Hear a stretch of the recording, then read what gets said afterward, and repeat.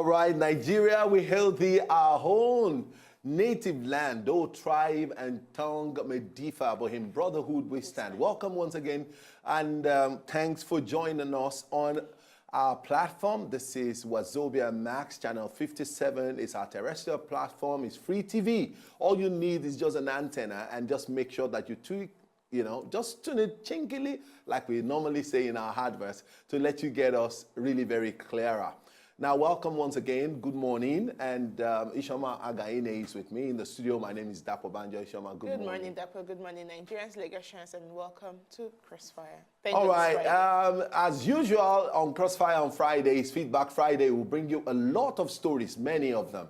And then we will try as much as possible to do analysis on as many as we can, or as much as we can, before the end of the show. And don't forget, okay, it's normally on Friday like this, it is State of the Nations and Matters Arising. And so we have many stories that will bring your way. Myself and Ishoma will be taking you through that journey. And we'll be starting with, our guest from the beginning to the end of it, because of all the stories that we have, so many of them really. Okay, let's meet our guest. Is no other person but OLADIPUPO. Or OLADIPUPO, let's put it in full. OLADIPUPO, OLAYOKU. It's a journalist, it's a public analyst, he's a political commentator, he's a social commentator, call him whatever, but he's just good at what he does. Good morning, Dipo. Good to have you on Crossfire again. Good morning, viewers. Good morning. All right, first on our list this morning is to let you know that the militant threatens to create parallel government come October 1st. Yesterday, in a very bold way, the Niger Delta Avengers have threatened to declare a Niger Delta Republic on the 1st of October, and that is Nigerian independence if President Muhammadu Buhari fails to restructure the country. Now, it also said the group is praying for President Muhammadu Buhari-led administration and the nothing, I mean, I don't want to say that word, but they call them, the northern governors, that they find oil in commercial quantity in the northern area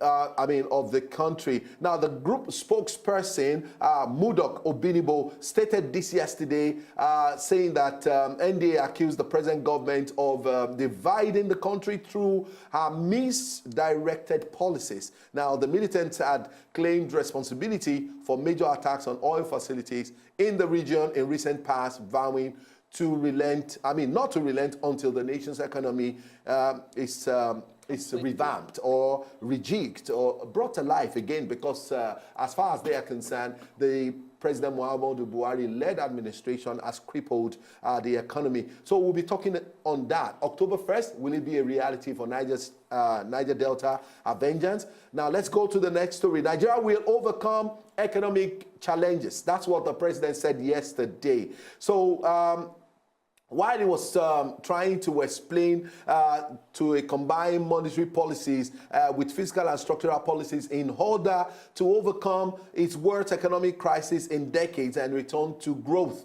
Now, speaking yesterday during a meeting with African Central Bank governors in Abuja, President Muhammadu Buhari noted that monetary policy alone is not sufficient to bring Nigeria out of the current economic crisis. So he's saying that, okay, he understands that his administration would have to do as much as they can on the monetary policies and fiscal policies too. All right, so we'll go to the next story. So anyway, he's saying Nigeria will overcome this crisis. When, how is the question, that we're not very sure of. Let us support Buhari's nation-building effort. It's another one that we'll be talking about then. Federal government launches farm-to-market scheme. How this is going to happen, we'll be discussing it in details before we go far on the show. You want to quickly tell us the headings on your... I think, but we may have to quickly run a quick commercial break. When we return, we'll look at more stories. Stick around, it's still Crossfire.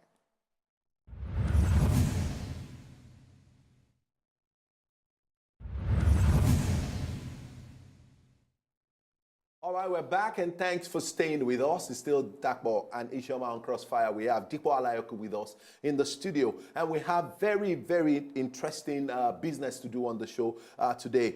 Let us support Buhari's nation-building efforts. Now, our former head of state, retired General Abdulsalami Abubakar, has called for support for the present administration in its efforts aimed at resolving the crisis facing the nation. Now, the former head of state made the call yesterday after a closed-door meeting with President Muhammadu Buhari at the presidential villa in Abuja. Speaking to reporters after the meeting, Abubakar said he discussed issues of national interest and international affairs with the president during the short meeting. Now, this is pointing to the fact that, there's been a lot of consultancy or consultation between the past, president and a few past presidents, because I know last week he had a meeting with Jonathan, and yesterday he's having another meeting with Abdulsalami Abubakar. So he's doing wild consultation to find out, how maybe the president is actually clueless. Maybe he really doesn't know exactly how to go about this or tackle economic crisis and some of the issues. Anyway, Dipo will help us on this show. The federal government, through the Nigeria initiative-based risk-sharing system for the agricultural lending, has launched the first stage of farm-to-market scheme. Farm-to-market scheme has always been my option for agriculture.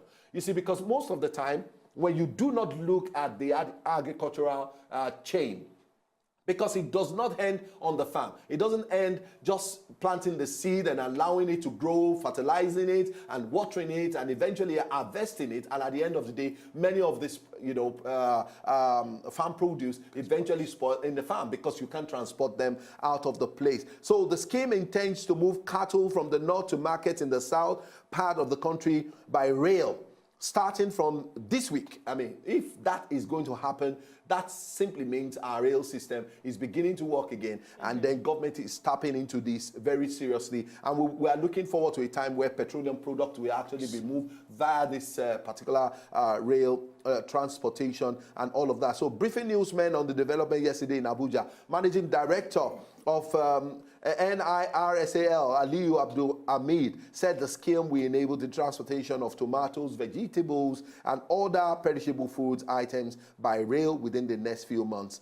And this is really very laudable. We have talked really very extensively on this on the show. Ishoma, let's have your story before we... Okay, so good news and congratulations to citizens and residents of Lagos State.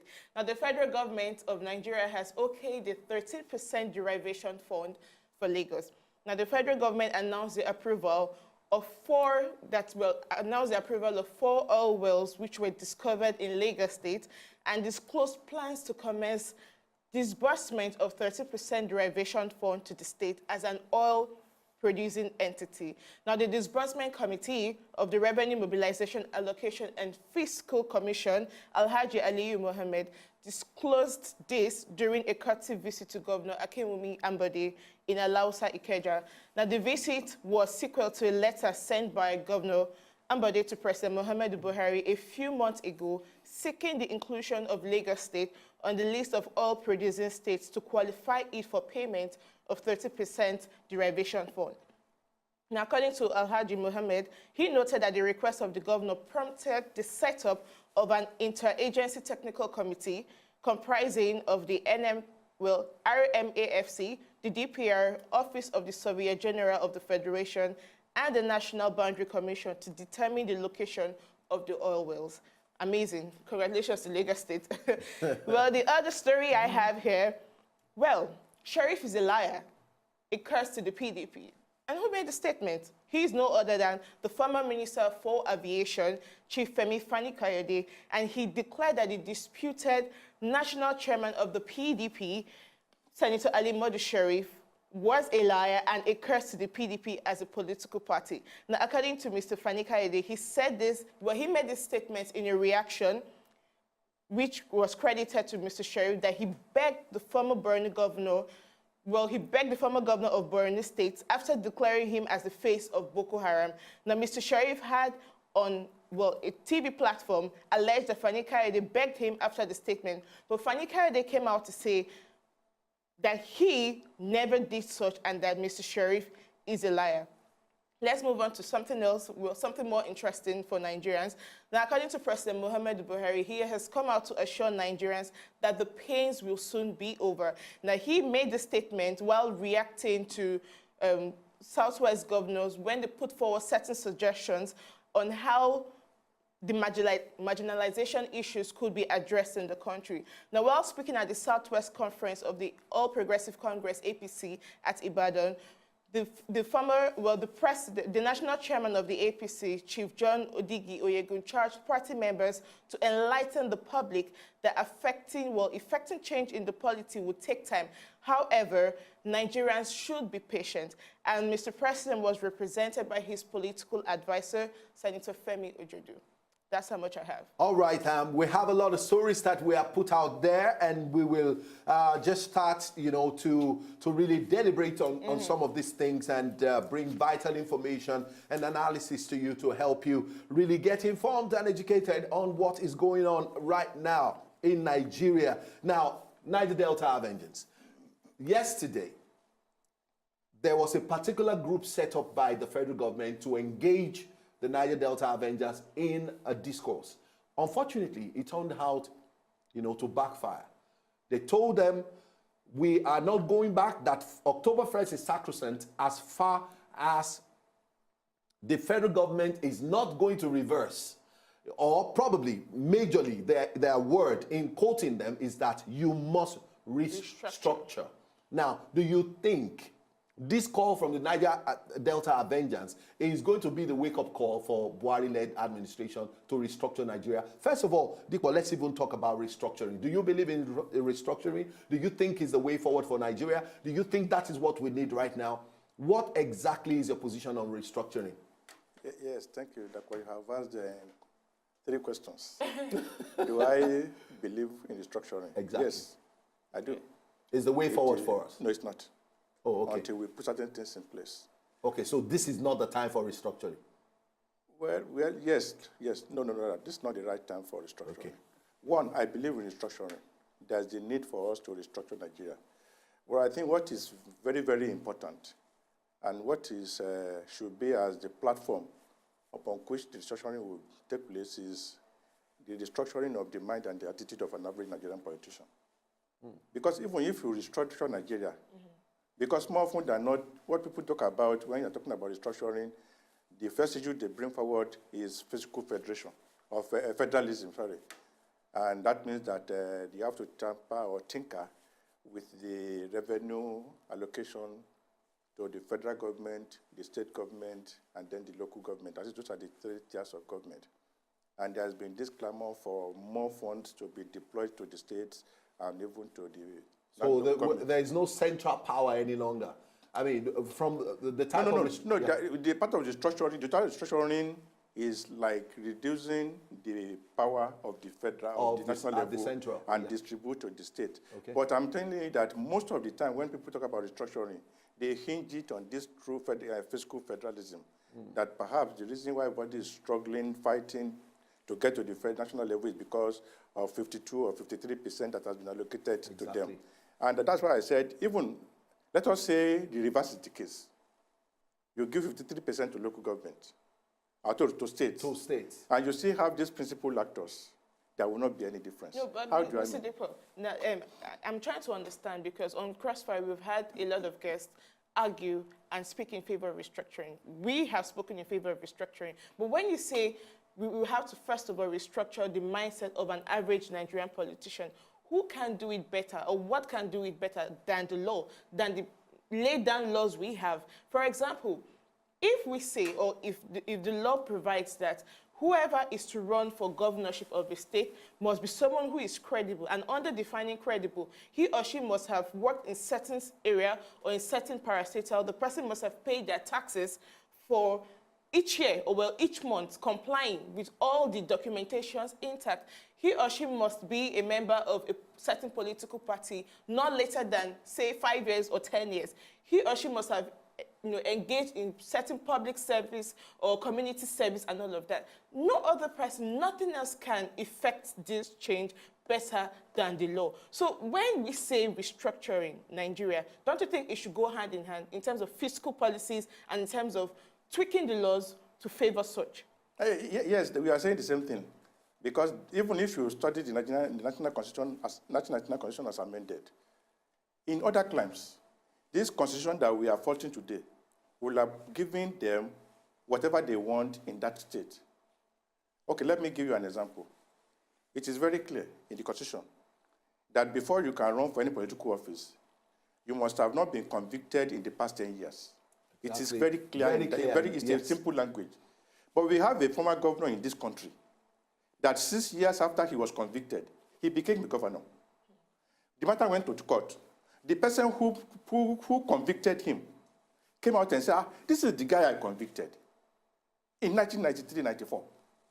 By the time the judgment will come, they said, no, the man who convicted him, who came out to testify in the court, they said that they could not rely on his judgment. This same person was convicted in Britain. Evidences are there. What happened? This same person ran for a governorship election in Nigeria, won the election before 10 years, and ruled for 8 years. The problem with Nigeria is not the constitution. The problem with Nigeria is not the law. But the problem is that there are some experts in Nigeria. What they do is, how do we circumvent the law? Exactly. All the problems we have in Nigeria today, it is not because of the constitution. But if the laws are strengthened and they are practiced explicitly, don't you think the law will prevail over these certain elements?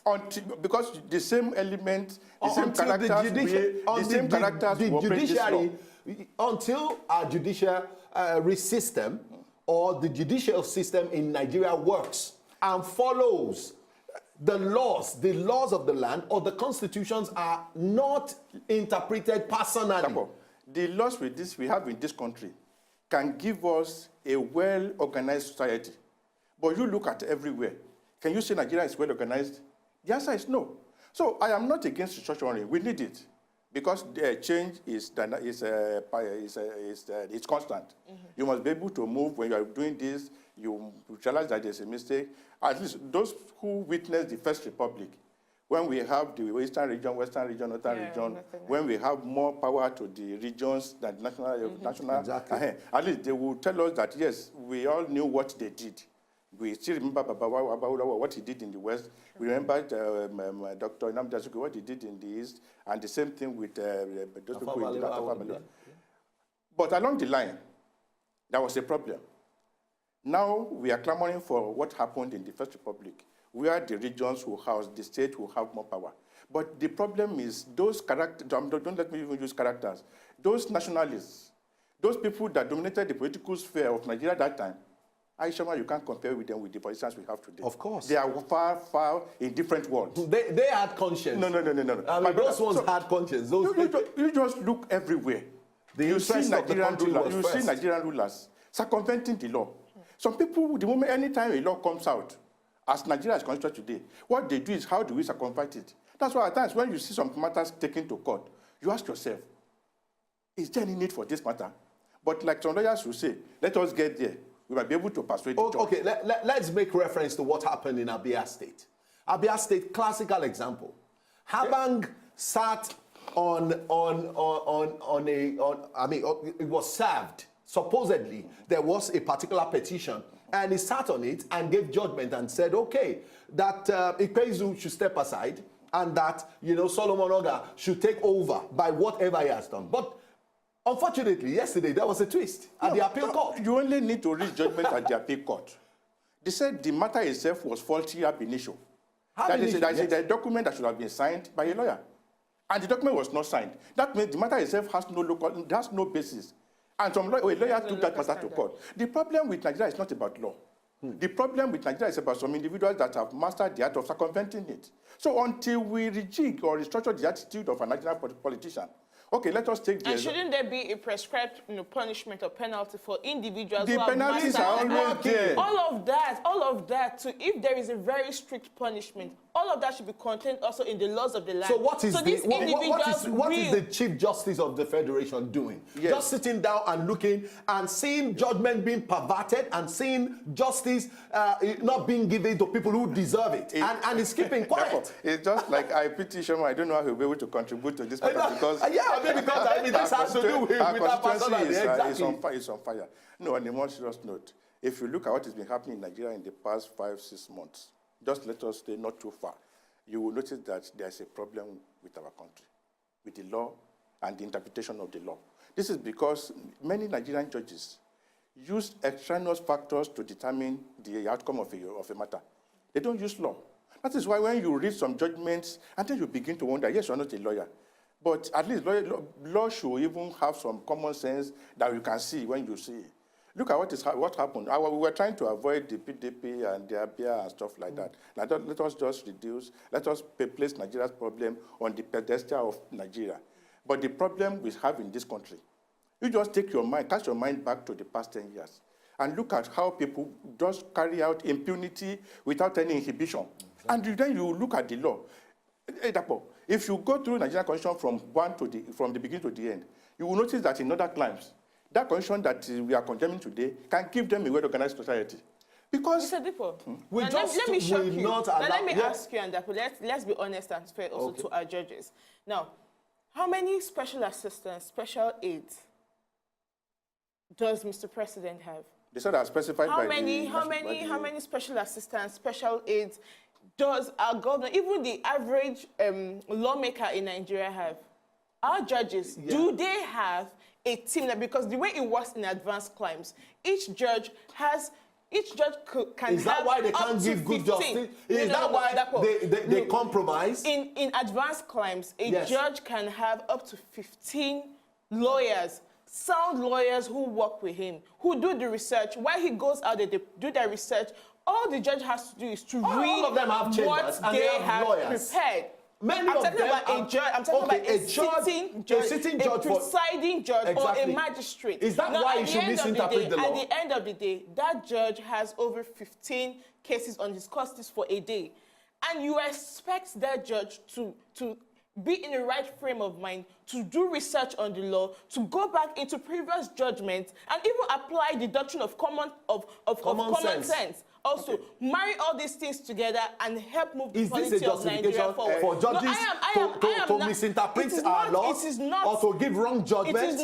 It is not a yardstick for them. But I am saying that, look, if really we are interested in moving this country forward, Mr. Dipo, we have your likes. Who can push, who can press the Attorney General of the Federation to sit down and look at a critical reform in the judiciary system? We have been saying that, and on Crossfire, we have not spared the judiciary. We know. I think it's unfair. Even the President Buhari came to say that one of his major problems is the judiciary. Yes, in this country. It is one thing to say, but it's another thing also to look for the solution. I think it's unfair that we are castigating our judiciary in this manner without finding a solution. No, nobody is castigating. Let me just chip this in. Some years back, after this man retired as the Chief Justice of the Federation, Justice Mohammed Iwais, he rarely talks publicly, especially only when it becomes very necessary.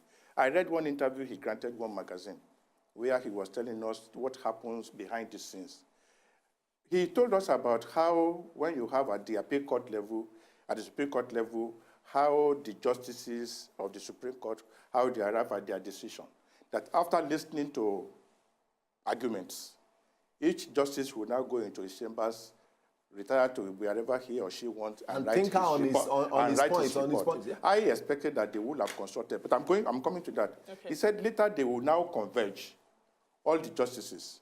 Now they will now say, this is my own argument, this is my own conclusion.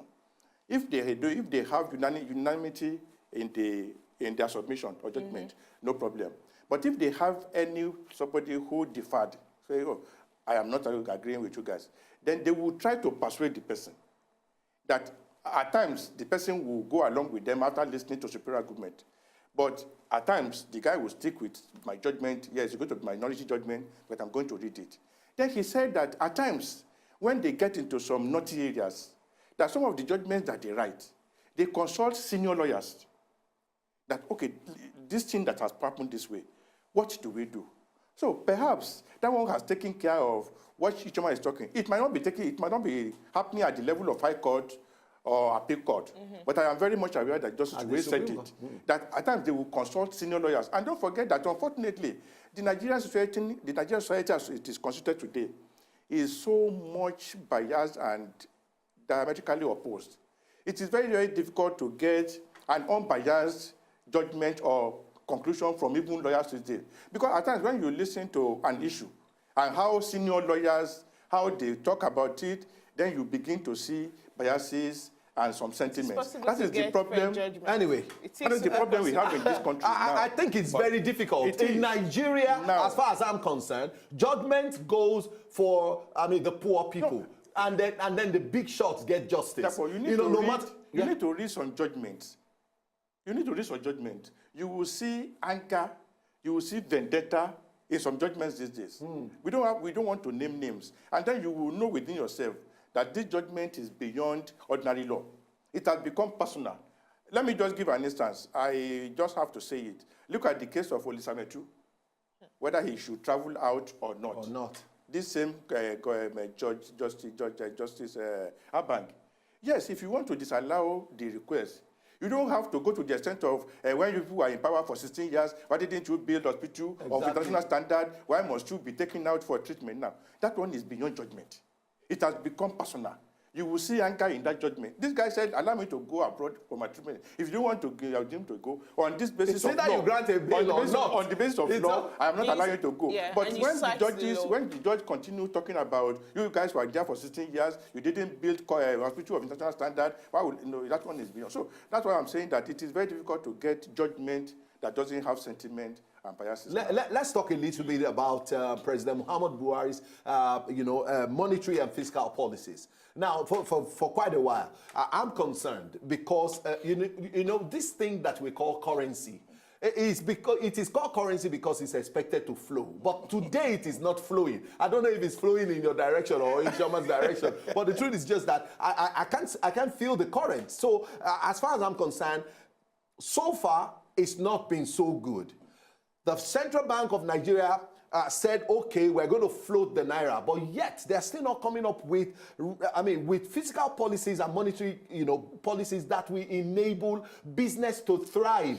In Nigeria, business to move forward and people to be able to do their businesses legitimately. People can't get Forex to do their businesses. But before we take your comment or your response on that, we'll quickly proceed on a short break. When we come back, we'll continue from where we stop. We'll be right back after this. To enjoy more of these our Ogbonge videos when you just watch, press this button to subscribe on top of our YouTube page. You go love am.